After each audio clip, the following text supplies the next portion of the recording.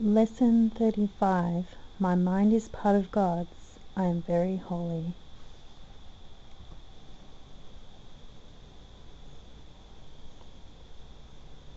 So today we are opening to identifying with holiness. And we are reminded that you will believe that you are part of where you think you are. That is because you surround yourself with the environment you want. So everything that is perceived, the entire environment, is based on thoughts of where you think you are. And this is an image that's being protected. This is an image in mind. It's part of the environment which is still in mind. Ideas leave not their source.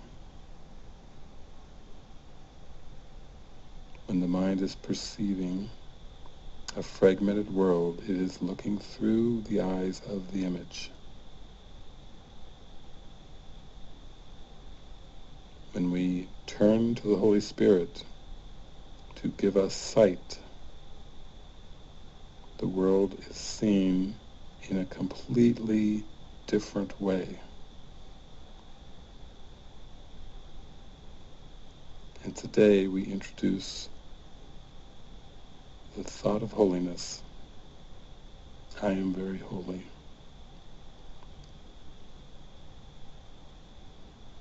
In our text, we were opening now to the contrast between time and eternity.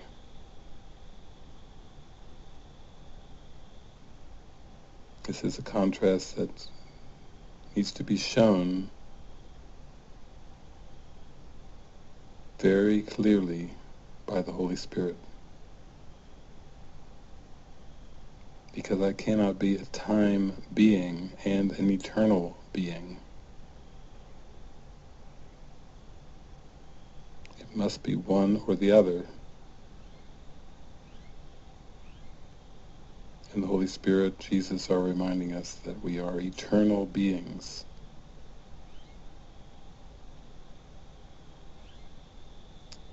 We were not sent to time. We were not put here by God in time. This was a desire and this was a choice. Jesus told us in the chapter 5 reading today, you have elected to be in time rather than eternity, and therefore believe you are in time.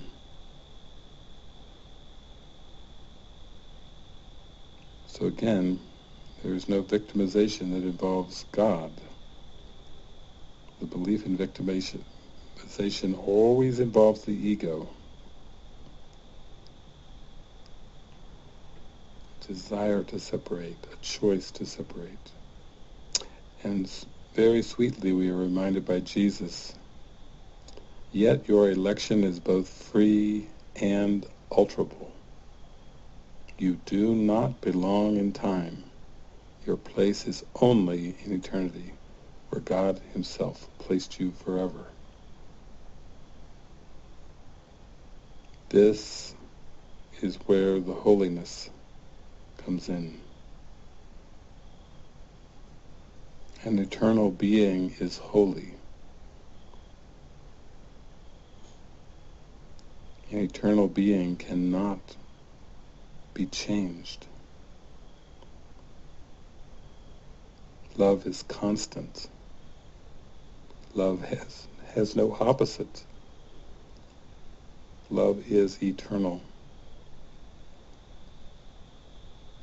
And giving ourselves over to this holy, pure, and beautiful idea is really an invitation to the Holy Spirit. It's an invitation saying, show me who I am, reveal to me my perfect innocence. perfect love, perfect joy and happiness. Help me remember that God's will for me is perfect happiness. Help me remember that my mind has not been violated.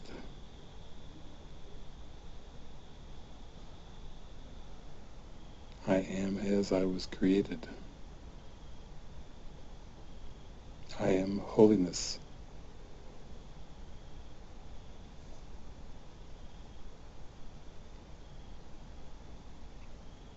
The alternative to holiness cannot exist.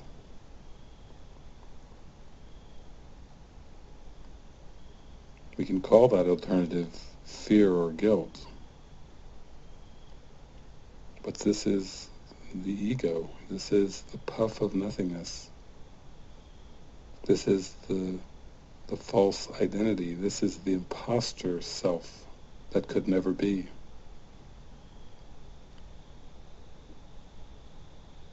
And as we watch our feelings, if we notice any guilt today, let us remember what we were told in the text today, that guilt feelings are the preservers of time. They induce fears of retaliation or abandonment, and thus ensure that the future will be like the past. We are being shown both the impossibility of linear time, and we are seeing how guilt and the perception of time being linear are completely connected.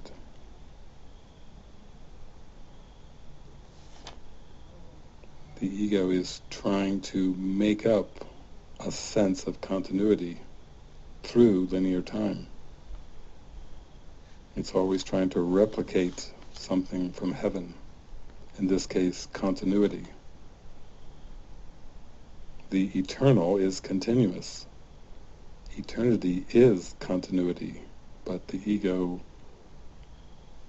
tries to ensure that the future will be like the past and give itself a false sense of security by believing that you cannot escape from such an elaborate plan, an elaborate trick as linear time.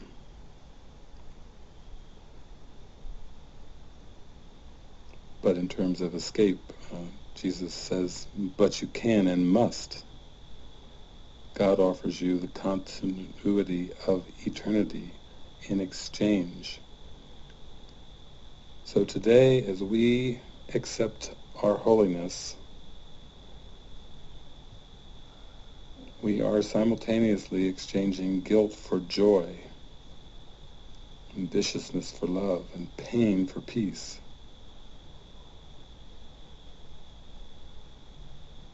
We are allowing ourselves to have our will unchained and have our will set free to be one with the will of the Father, to know our perfect happiness. This is a most wonderful opportunity to change our mind about our mind, to admit that I was completely wrong about how I perceived myself in time. I was completely wrong about all the feelings that I seem to have in time, and open wide to be shown the truth of my identity in God, my identity as the living Christ. And so we practice with our lesson of the day My mind is part of God's. I am very holy.